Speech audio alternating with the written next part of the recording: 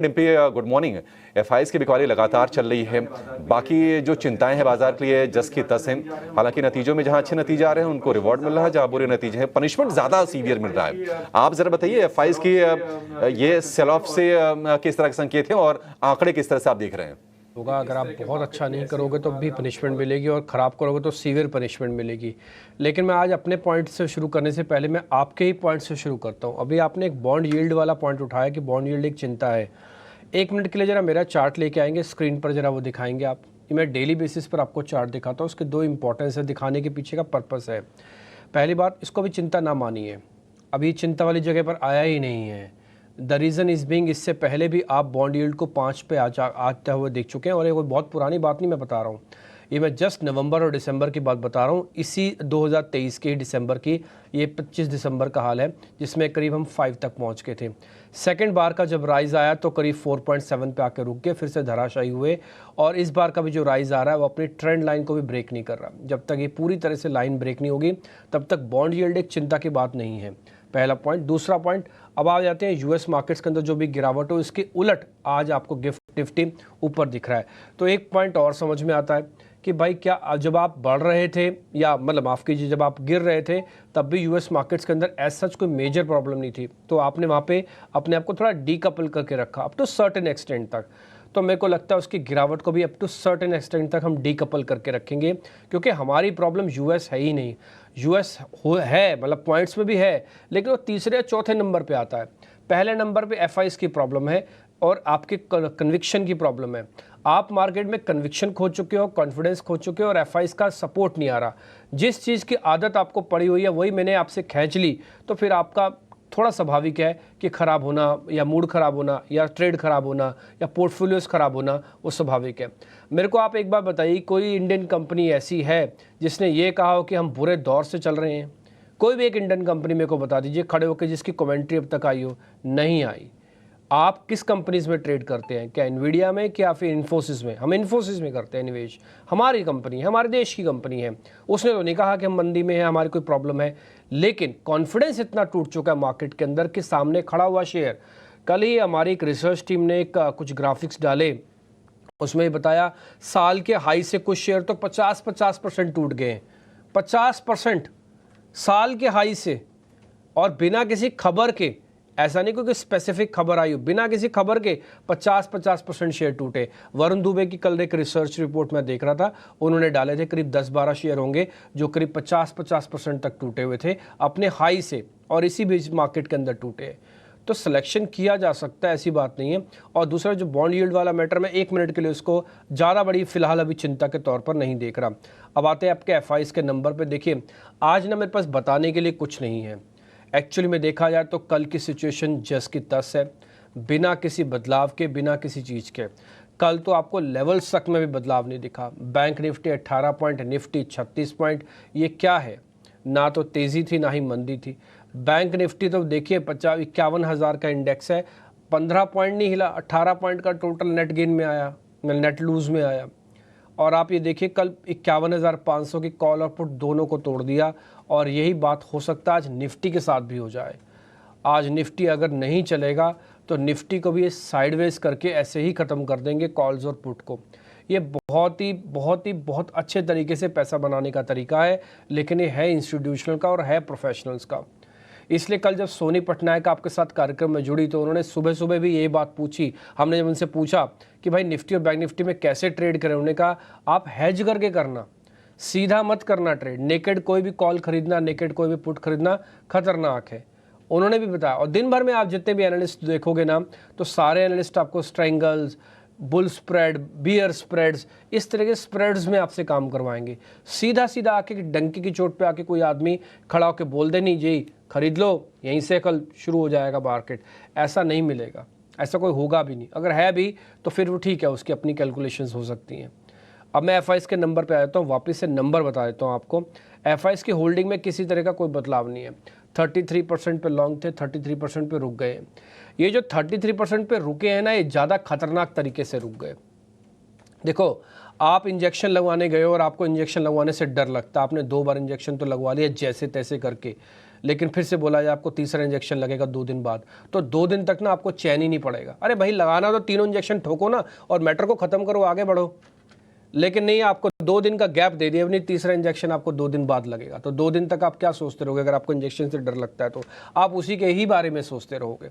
लगा नहीं है, लगेगा, लेकिन फिर भी आप सोच उसी के बारे में रहे हो। कुछ 33% की लॉन्ग पोजीशंस मार्केट के अंदर यही बताती है कि एक राउंड की मंदी, एक राउंड का दबाव, एक राउंड का प्रेशर आप झेल चुके हो, लेकिन अभी भी ये लॉन्ग होल्डिंग 20 तक भी जा सकती है।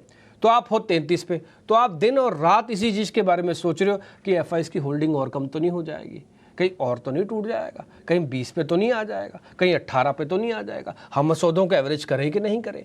आप दिन भर यही सोच रहे हो, अभी तो हुई नहीं है बॉस, लेकिन सोच रहे हैं। ये मार्केट का जिस जगह पर आके फंसना हुआ है एफआईज की होल्डिंग का, ये बहुत ही ख़राब था। इसका एक एग्जांपल मैंने आपको बताया कि कैसे इसको सोचा और समझा जाए। दूसरा पॉइंट, क्या मार्केट के बॉटम बन रहे हैं? बिल्कुल नहीं। ये कैसे पता लगेगा कि मार्केट के बॉटम बन रहा है नहीं बन रहा? आपको एक लेवल देख के पता ही नहीं लगेगा। मार्केट को बॉटम बनाने में भी 300 पॉइंट लगेंगे निफ्टी को समझने में, और बैंक निफ्टी के 500 पॉइंट लगेंगे सिर्फ समझने में। ये मैं क्यों बोल रहा हूँ? ये मैं इसलिए बोल रहा हूँ क्योंकि अगर आप कामकाज देख रहे हैं ना इंडेक्सेस का, तो 400 पॉइंट 500 पॉइंट को तो देख भी नहीं रहा वो। मैं इसके बारे में थोड़ा आगे चर्चा करूंगा, लेकिन उससे पहले मैं जरा डीआईएस का आज थोड़ा सा एक पॉइंट बताना चाहता हूं। डीआईएस की होल्डिंग में करीब 2% का इजाफा हुआ है, ये एक अच्छा साइन है। और कल अगर किसी को ट्रस्ट नहीं हो रहा हो तो एक चीज़ आप देखना, कल मिड कैप और स्मॉल कैप का इंडेक्स प्रोड्यूसर्स आप एक बार जरा स्क्रीन पे फायर करना। तो कल मिड कैप और स्मॉल कैप बढ़िया बंद हुए, रिकवरी अच्छी थी और अच्छे से क्लोज भी करके गए। ये मिड कैप का इंडेक्स है 1.25%, जरा स्मॉल कैप का और मिड कैप का भी दिखाना, ये करीब 0.5% ऊपर है। आपने देखा होगा शुरुआती डिप के बाद इनमें डिप नहीं आए, जबकि निफ्टी और बैंक निफ्टी में सेकंड हाफ में प्रेशर अच्छा बन गया था। तो इसका मतलब ये है कि कल जब डीआईएस की 2% की होल्डिंग सिस्टम में बढ़ी, मिड कैप और स्मॉल कैप। एक और चीज़ दिखाओ प्रोड्यूसर साहब, मैं जोड़ता हूँ इस पॉइंट से, जरा दिखाओ एडवांस डिक्लाइन की रेशो। एफ&ओ वाली नहीं दिखाऊंगा, चलो उसमें तो काफ़ी हद तक एफआईज का मैटर भी इन्वॉल्व हो जाता है, लेकिन टोटल एडवांस डिक्लाइन रेशियो दिखाना जिसमें एनएससी बीएससी लिखा होता है। 1400 शेयर, 2300 शेयर आपको दिखे एनएससी और बीएससी के अंदर, यानी कि कल डिक्लाइन से ज़्यादा एडवांसेस था, मिड कैप स्मॉल कैप ऊपर था और डीआईएस की 2% की होल्डिंग बनी। अब आप समझिए कि डीआईएस की इंपॉर्टेंस क्या है, क्यों मैं बार बार कह रहा था कि डीआईएस को फ्रंट में आके कहना चाहिए कि प्रॉब्लम ये है, इसलिए हम पैसा नहीं लगा रहे, हमको पैसा लगाना है।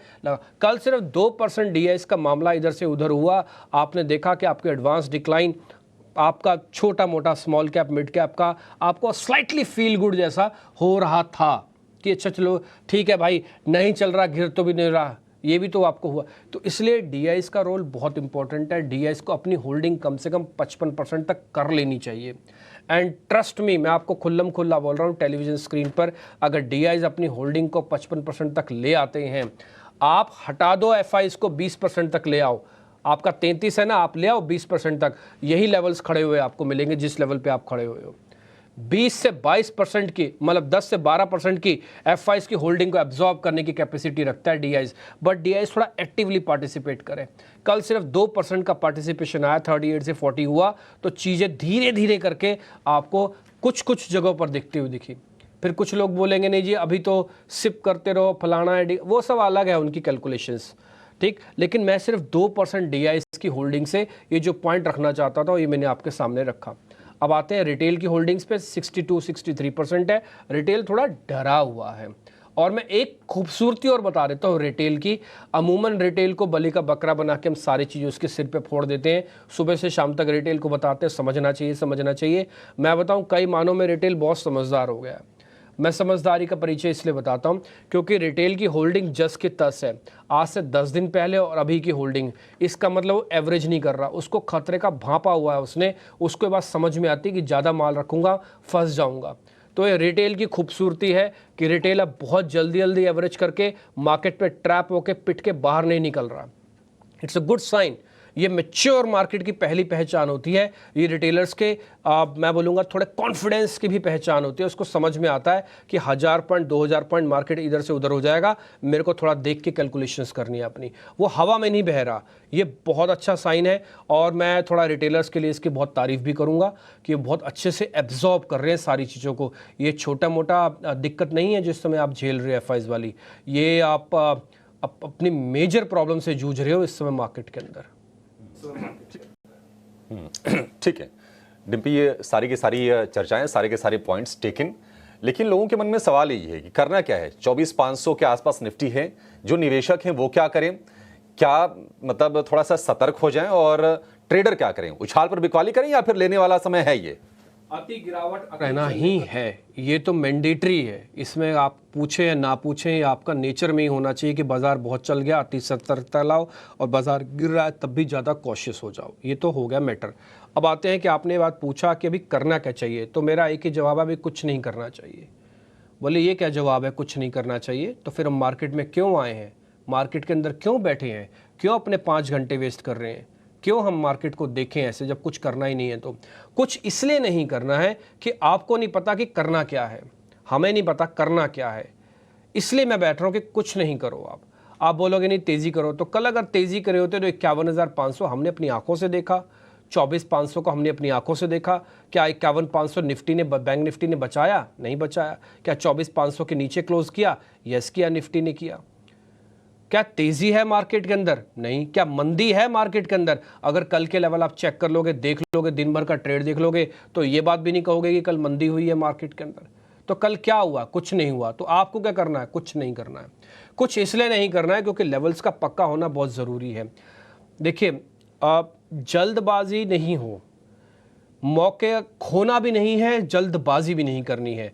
तो फिर क्या करें, कैसे करें? बड़े माइन्यूट सी लाइन आप बता रहे हो।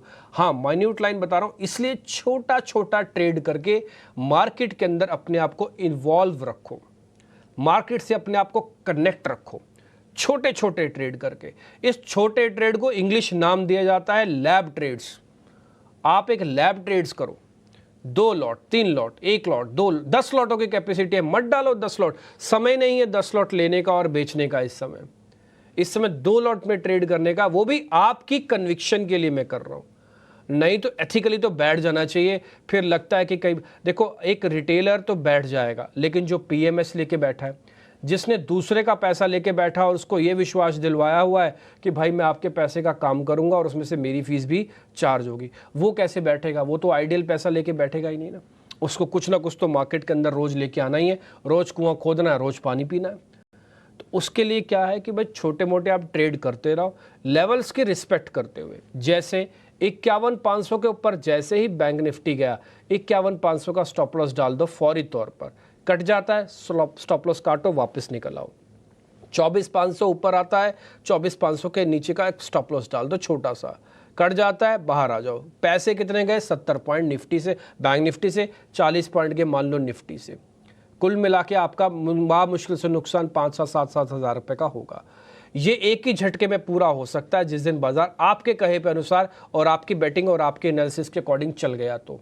और जिस दिन चल गया तो उस दिन सारी कोर कसर पूरी कर जाएगी एक दिन में। मैं निफ्टी के लेवल्स पे आ जाता हूँ, ज़्यादा इसको ट्रेडिंग की एबिलिटीज़ पे नहीं जाऊँगा मैं। निफ्टी के अंदर कल के सेशन में एथिकली देखा जाए तो कुछ नहीं हुआ। 1.7% का बिल्डअप ओपन इंटरेस्ट थोड़ी घटा है। इसका मतलब अभी हम 5,15,000 के आसपास है। निफ्टी लाइट है, ट्रस्ट में मैं 2-3 दिन से आपको बता रहा हूँ। मैं ऐसे ही धक्का देता हूँ तो ऐसा हो रहा है, ऐसे खींच रहा हूँ तो इंडेक्स ऊपर है। कहने का मेरे मतलब है कि लाइट पोजीशंस है। ये रिटेलर्स के लिए उतनी अच्छी नहीं होती क्योंकि रिटेलर्स जल्दी जल्दी इस चीज़ को भांप नहीं पाता, सॉफ्टवेयर्स नहीं होते और एल्गो ट्रेडिंग का सिस्टम होता नहीं है। तो थोड़ा आप सतर्क रहिएगा कि बाजार जुप करके ऊपर नीचे करेगा, ठीक है? तो आप इसके लिए प्रिपेयर है ना। मेरे को लगता नहीं है कि कल के लोज को मार्केट अब जल्दी जल्दी ब्रेक करना चाहता है। कल मार्केट ने बड़ी नूरा कुश्ती की, उसमें थोड़ा डीएस की होल्डिंग को बढ़ाया, थोड़ा मिड कैप वगैरह को ठीक किया, तो अटेम्प्ट तो हो रही है। ये साफ दिख रहा है कि अटेम्प्ट हो रही है, बट वो अटेम्प्ट कितनी सक्सेसफुल होगी वो देखते हैं।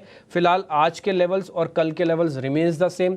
24,400 24,300 सपोर्ट एरिया, 24,500 24,700 24,800 रेजिस्टेंस एरिया है। इसके बीच में डिप मिले प्लस करो, ऊपर आए काट दो। बड़ी पोजीशंस लेना नहीं है, ऑप्शन ट्रेडर्स को एक्टिवली पार्टिसिपेट करना है, बट देख के करना है, शॉर्ट वॉट करना नहीं है।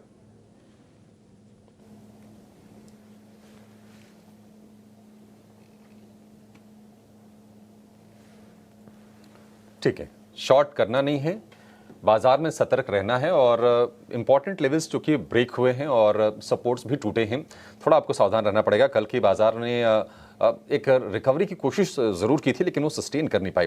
निफ्टी बैंक पर आते हैं, निफ्टी 51,000 दिख रहा है कि शायद फिलहाल अभी बचा हुआ है। कल हल्की सी कमजोरी कल रही। आप बताइए कि निफ्टी बैंक को लेकर स्ट्रेटजी क्या होनी चाहिए? देखिए 51,000 लेकिन 52,000 हम बार बार पा नहीं रहे, ये बुरा पॉइंट भी है। तो आप फंस के रखे हो और इस फसल में बीच में एक रास्ता और बनता है 51,500 का। ये 51,500 आपके बैरोमीटर है कॉन्फिडेंस का। 51,500 के ऊपर रहेंगे तो थोड़ा कॉन्फिडेंस हाई रखते हैं, 51,500 के नीचे रहेंगे तो कॉन्फिडेंस लो रहेंगे। चिंता सताती रहेगी कि कहीं 51,000 तो नहीं टूट जाएगा। जैसे कल हमने एक वाइब बनाई थी कि 24,000 तो नहीं टूटने जा रहा है ना। तो कुछ कुछ ऐसे ही आपकी चिंता आएंगी, फिर आप वैसे ही सोचने लगोगे। ये नेचर ऑफ द मार्केट है, ह्यूमन नेचर है। मैंने आपको कोई डरावनी चीज़ दिखा रही तो आप डर के बारे में ही सोचोगे, तब आप खाने के बारे में, हॉलीडे पैकेज के बारे में नहीं सोचोगे, तब आपको डर के बारे में ही सोचेगा। तो इसलिए लेवल्स की इसलिए कहते हैं भाव और भावनाएं मार्केट में सिस्टम में रहती हैं। भावनाओं से भी आपको जूझना पड़ता है जब आप बाजार में होते हो। अब आपने बैंक निफ्टी का जब लेवल्स पूछा तो मैं आपको फिर से क्लियर कर देता हूँ। 51,000 एक इंपॉर्टेंट सपोर्ट एरिया है और मैक्सिमम सपोर्ट एरिया हमारे लिए 50,800 है। देखिए 50,800 टूटने पर भी बैंक निफ्टी 1000 पॉइंट और नीचे जा सकता है। बोले ऐसा क्यों? क्योंकि उसका 200 दिनों का एवरेज है 49,000 समथिंग का। आप देखो, और निफ्टी में कल भी बताया था और आज फिर से बताया था, निफ्टी ने और बैंक निफ्टी ने दोनों ने अपने 200 दिनों के एवरेज को बचाने के अलावा सारी एवरेजेस तोड़ रखी हैं। अब आपके पास दो तरीके हैं, या तो आप 200 दिनों के एवरेज तक पहुंच जाओ, या तो जहां खड़े हो उसके एवरेज को ठीक करने लग जाओ। ठीक करोगे तो कवरिंग आएगी और टूटोगे तो अनवाइंडिंग आएगी। ये आपको अपने लिए प्रिपेयर करना है। आप बीच में नहीं झूल सकते बहुत देर तक। कुछ दिन चल सकते हैं, आपको इजाज़त मिल जाएगी, बट बहुत देर तक आप ऐसे बीच में नहीं खड़े रहोगे। आपको ऊपर या नीचे अपने आप को करना ही होगा। ठीक, अब आ जाते हैं बैंक निफ्टी के लेवल्स पे। 51,800, मैं 500 नहीं बोल रहा, 51,800 और 24,800, ये दोनों लेवल्स ले आओ एक बार, तो अपने आप गिरावट से एक राउंड की मुक्ति पालोगे कि अब बाजार नहीं गिरेगा। और अगर नहीं गिरेगा तो फिर अपने आप को किसी तरह की बचाने की कोशिश करेगा, अटेम्प्ट दिखेंगी, मार्केट कोशिश करेगा कि मैं निकाल के इस दलदल से निकाल लाऊं आपको ऊपर। मैं दो लेवल्स आई रिपीट, 24,800 51,800, ये दोनों बहुत इंपॉर्टेंट लेवल है। इन दोनों के ऊपर मार्केट को आना ही होगा, नहीं तो हम रोज यही चर्चा करते रहेंगे कि FISO आ नहीं रहा, प्रेशर है, ऊपर से बाजार नीचे जा रहा है, सप्लाई एकदम से आ जाती है। अब आपको करना क्या है, जब आपने 51,050 800 का स्टॉप लॉस लगा रखा है तो जब जब भी डिप मिले लैब ट्रेड करते रहें, ऊपर आके बेचते भी रहें। बड़ा पैसा बनाने का समय नहीं है क्योंकि बड़े लेवल्स ही नहीं है। 24,800 51,800 आना ही चाहिए। ठीक, फिर देखेंगे। मैं इतनी लंबी और दूर की सोचूं कि जी यहाँ हो जाएगा, ये हो जाएगा, वो हो जाएगा, इतनी कैलकुलेशंस ना मैं खुद करता हूँ ना मैं चाहता हूँ आप भी करें। पहले जो प्रेजेंट में जिए ना, आज और कल के बारे में सोचे ना, फिर सोचेंगे एक महीने बाद क्या होना है क्या नहीं होना। और हमारे सिर पर एक्सपायरी भी है और दिवाली की तैयारी भी करनी है आपको पता है ना, घरों में लड़ियाँ भी लगानी है, दिए भी जलाने, बच्चों के साथ खेलना, पटाखे भी हैं। ये मार्केट को अपना इतना हावी मत होने दो कि आपके देश का सबसे बड़ा त्यौहार आपसे निकल जाए, मिस हो जाए। ठीक है, मार्केट के अंदर गिरावट है तो है ना, आ जाएगी ऊपर भी। इतना डरना और इतना घबराना क्यों? लेवल के साथ जियो, मार्केट को अपने ऊपर हावी मत होने दो, शांति से काम करो।